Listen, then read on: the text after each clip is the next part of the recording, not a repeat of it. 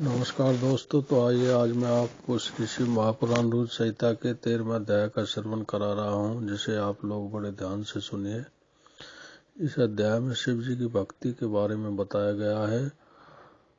तो आइए दोस्तों इसकी शुरुआत करते हैं। स्नान और आसन पद्धति। ब्रह्मा जी बोले, हे ऋषियों, अब इसके आगे सर्व काम और सुखदायक शिव जी की उत्तम पूजा विधि को कहता हूँ, ध्यान देकर सुनो।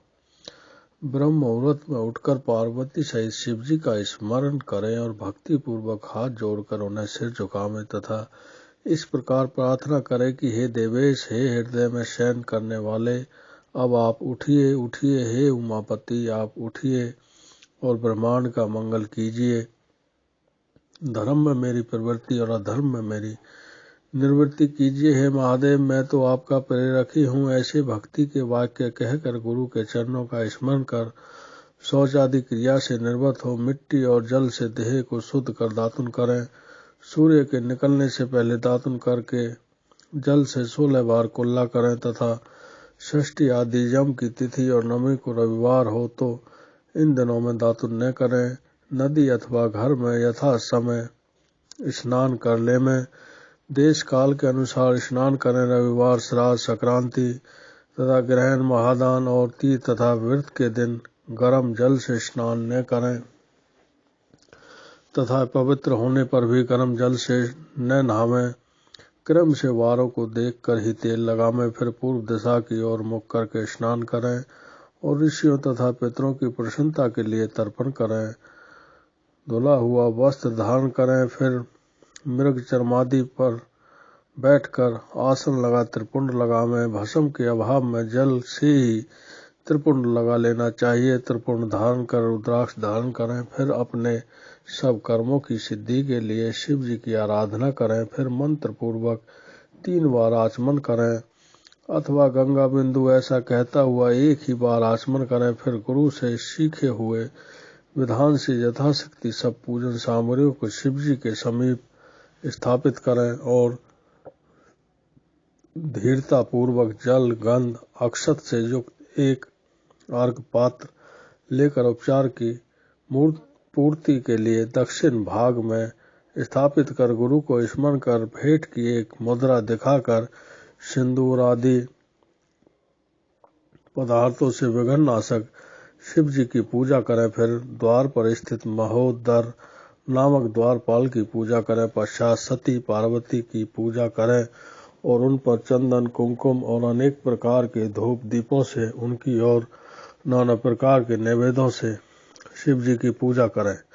इस प्रकार गुरुमुख से और भी जो बहुत सी पद्धतियां और पूजा प्रकार है सीखकर वेद मंत्रों से शिव जी को स्नान कराकर उनकी पूजा करें। गुरु के उपदिष्ट मार्ग से मंत्र का उच्चारण कर यथा संख्य और यथा ज्ञान मंत्र विधि करें। नाना प्रकार के स्तोत्रों से प्रीति पूर्वक ध्वज शिव जी की स्तुति करें। फिर धीरे धीरे शिव की परिक्रमा करें। फिर साष्टांग दंडवत कर इस मंत्र से भक्ति पूर्वक पुष्पांजलि अर्पित करें और कहे कि हे शिव जी, मैंने ज्ञान से अथवा ज्ञान से आपकी जो कुछ भी पूजा की है वह सब आपकी कृपा से सफल हो गए।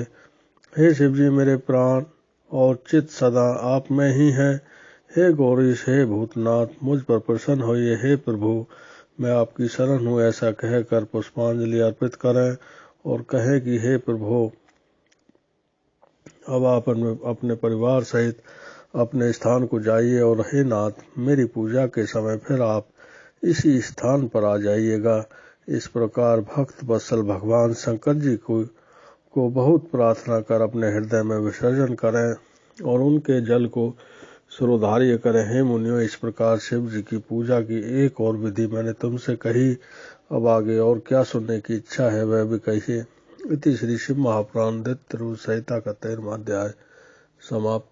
तो दोस्तों, जैसा कि आपने श्री शिव महापुराण रूद्र संहिता के 13वें अध्याय का श्रवण किया, आशा करता हूँ कि यह अध्याय आपको पसंद आया होगा और आपने इसे सुनने में बड़े आनंद की अनुभूति की होगी, ऐसे मेरी मानना है। तो आगे भी मैं आपको श्री शिव महापुराण रूपी पवित्र ग्रंथ के अध्यायों का श्रवण कराता रहूँगा। तो आप बड़े प्रेम से भक्ति पूर्वक इनका श्रवण करते रहिए। जैसा कि आप जानते हैं कि श्री शिव महापुराण ये ग्रंथ है, यह भोलेनाथ का पवित्र ग्रंथ है। यह भोलेनाथ को बड़े ही प्रिय ग्रंथ है। इसके सुनने वालों से और इसके पढ़ने वालों से भोलेनाथ हमेशा प्रसन्न रहते हैं, उन पर प्रभु की कृपा हमेशा बनी रहती है।